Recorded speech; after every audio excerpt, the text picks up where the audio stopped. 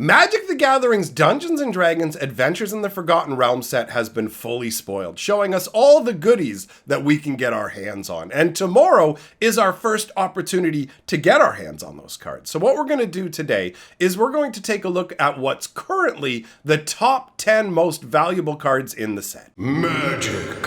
I am a wizard! History. I'm an old wizard! The Magic Historian. My bones hurt. Greetings, owners of fine luxury cardboard rectangles. My friends, we are currently gripped in the heights of hype for the Dungeons & Dragons set. Today's the first day that you can play with the cards on Arena. Tomorrow is when the pre-release happens and people will be able to start picking up the boxes that they have pre-ordered. So it's time to dive into the pre-release edition of what are the top 10 most valuable cards from the set. Now, a couple things to bear in mind. One, card prices fluctuate greatly. So this list is accurate for the day I made it, the day before pre-release. If you're watching it later on, things have most likely changed. And two, bear in mind that when it comes to pre-release season, that's when cards are their most expensive. So if you're thinking about buying singles, maybe wait a week or two and let the prices settle down. Although admittedly, the Dungeons & Dragons cards are surprisingly cheap. The range of basically the price range we're dealing with is from 12 to 20 Canadian dollars for these cards. We're starting down at 12 and we're ending up in the 20 range, which is pretty low, and the entire list is all mythic rares, which is not the best sign for a set in terms of secondary market value. But in terms of play value, there's a lot of awesome fun stuff. So let us start out with number 10 on the list, which is Zariel, the Archduke of Avernus. 2 red and 2 for a 4 loyalty legendary demon angel, or I guess devil angel planeswalker. +1, creatures you control get +1/+0 and gain haste until end of turn. 0 to create a 1/1 red devil creature token with when this creature dies, it deals 1 damage to any target. And -6, you get an emblem with at the end of your first combat phase on your turn, untap target creature you control. After this phase, there is an additional combat phase. I actually did a full-on video talking about this character. So if you want to know more about it, you can totally, at the end of the video, I'll leave a link to the spoiler playlist because there's a number of cards on this list that totally made the cut to get their own individual video. So overall, Zariel is a pretty interesting card. I don't really like the fact that the flail is going over the name. It makes it look like it's Zariel, the Archduck of Avernus. This is the most dangerous duck I've ever seen. Darkwing Duck ain't got nothing on Zariel. Let's get dangerous. Okay, now that I've made that ridiculous reference, let's move on to card number 9. Card number 9, Xanathar, Guild Kingpin.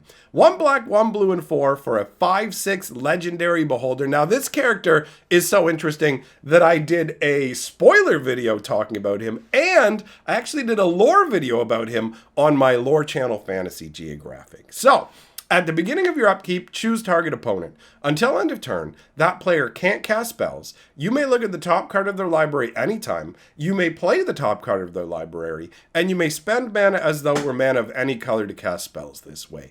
I find this to be a very, very strong card. I actually kind of think that it's being underrated to a degree right now, where people aren't as hyped about it. But to me, the fact that you can use this to manipulate what's on top of your opponent's deck is really useful. Not only can you cast the spells, right?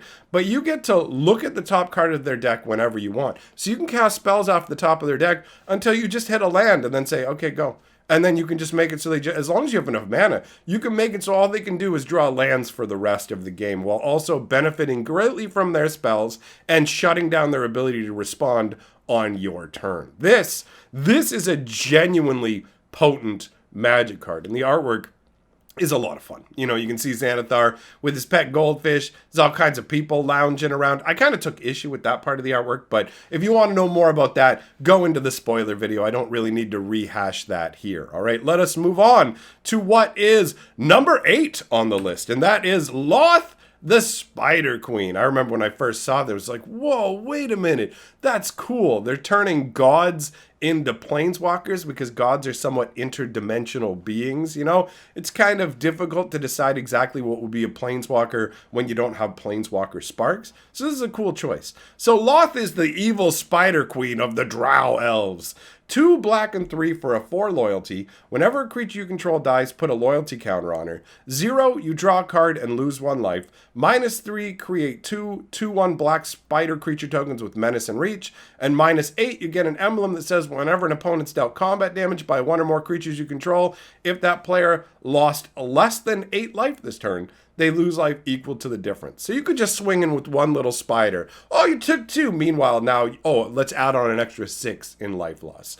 One of the things that's most notable about Loth to me is the fact that she doesn't have any plus loyalty abilities. You literally, the only way to increase the loyalty is to lose your creatures, to sacrifice them to the spider goddess. That's a pretty dark vibe to it. I like it. Not too shabby. Now, number 7 on our list is Ace-Rarak. I'm not 100% sure how you pronounce that. Ace-Rarak the Archlich. He's 1 black and 2 for a 5/5 legendary zombie wizard.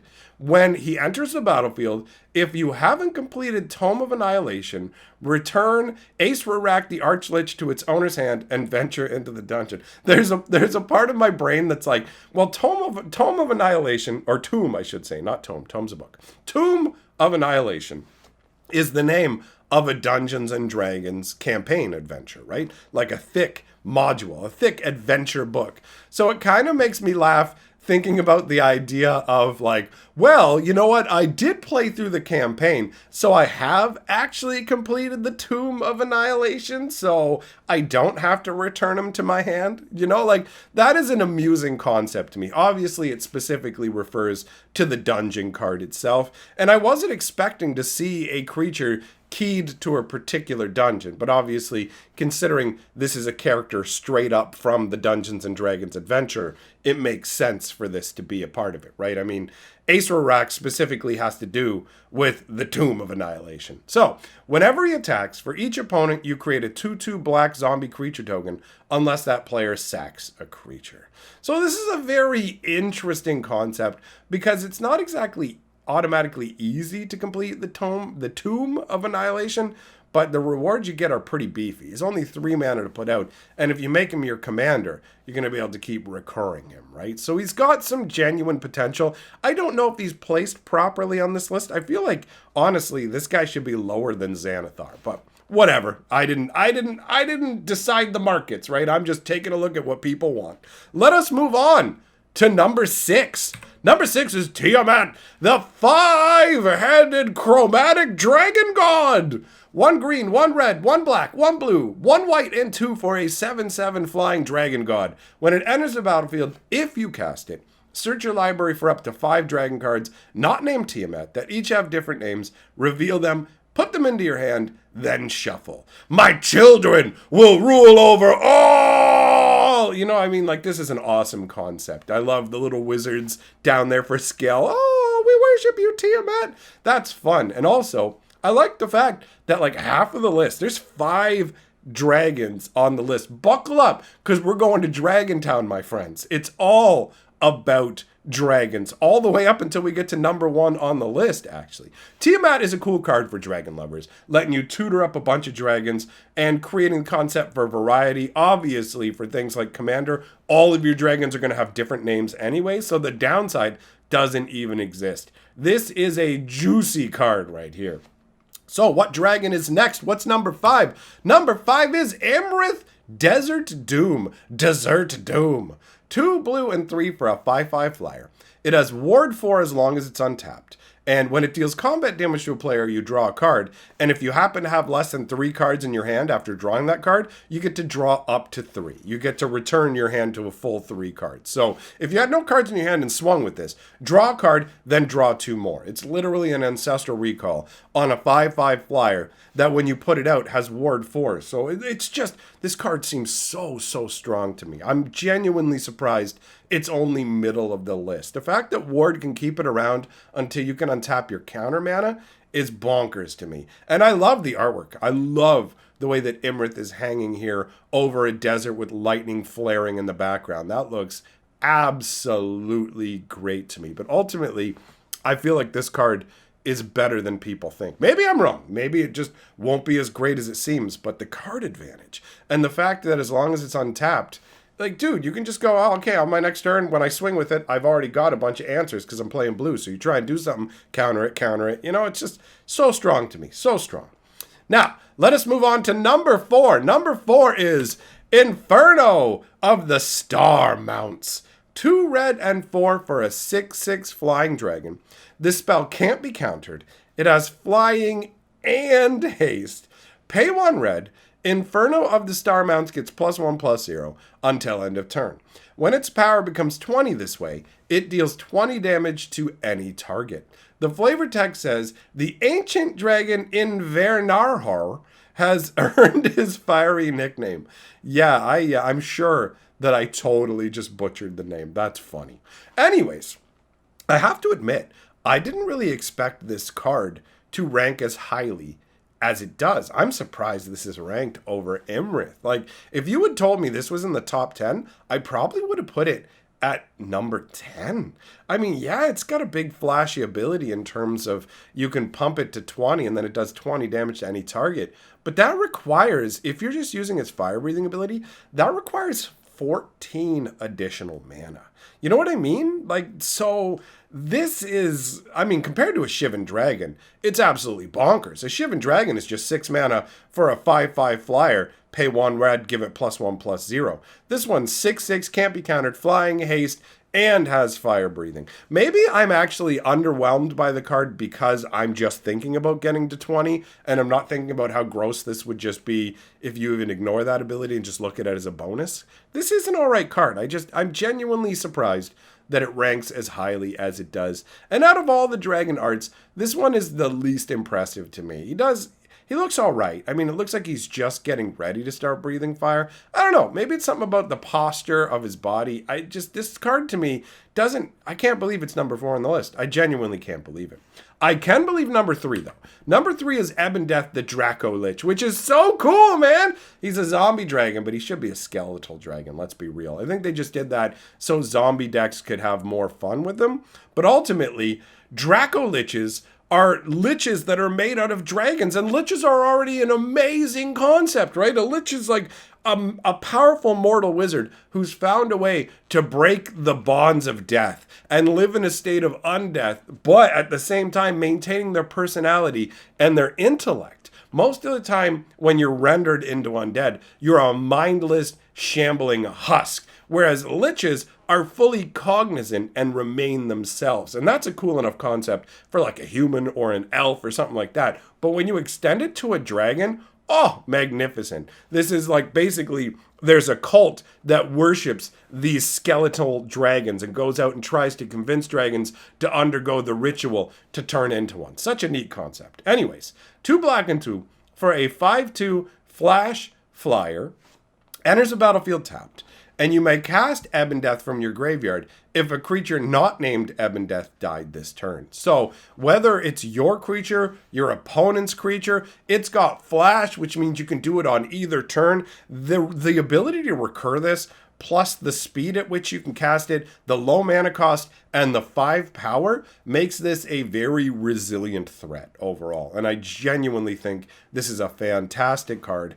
And maybe should even be ranked a little bit higher. Sure, the 2 toughness does make him vulnerable to being destroyed fairly easily, but he'll just keep coming back. It's absolutely nuts. Now let's move on to number 2, which is another one that surprised me based on its ranking. And that's Old Nawbone.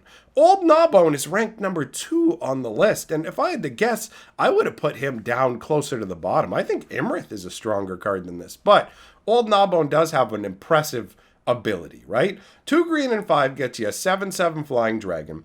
Whenever a creature you control deals combat damage to a player, create that many treasure tokens. So, I mean, ultimately, if you're swinging in with this, you're hitting for 7 and getting a bunch of treasure tokens. Maybe it's for Commander that makes him like more exciting and more highly ranked in terms of value, because I feel like if you're playing a 2-player game and it's like, if I swing for 10 and get 10 treasure tokens, the treasure tokens are fairly incidental at that point. It feels very much like a win more style ability where I'm already pounding your face in and I just get a bunch of treasure as a side effect, right? This is another one with a crazy name. The ancient green dragon, Cloggageel Matter, is often seen with a mangled corpse dangling from her mouth. What's that got to do with treasure? Who knows? Actually, Nawbone wants to be a mortal and live like basically like a rich noble lady. I went into it in a video where I talked about the background of Amrith, who leads over the gargoyles, and Nawbone, who just wants to be a fancy lady. So those will be in the spoiler playlist at the end if you want to see them. Let us move on to number 1 with a light switch. That is the Demilich. And the reason I say on a light switch is, look at the artwork. You see the Demilich's skull, right? But if you look at the back, it literally looks like a light switch that's flicked to the up position, and you just popped a skull on the top. It's all I can see when I look at this. I'm like, this is like a bathroom nightlight. Anyways, Demilich is crazy. 4 blue for a skeleton wizard. Costs 1 less blue to cast for each instant or sorcery you've cast this turn. Whenever it attacks, exile up to 1 target instant or sorcery from your graveyard. Copy it. You may cast the copy. You may cast Demilich from your graveyard by exiling 4 instant and or sorcery cards from your graveyard, in addition to paying its other costs.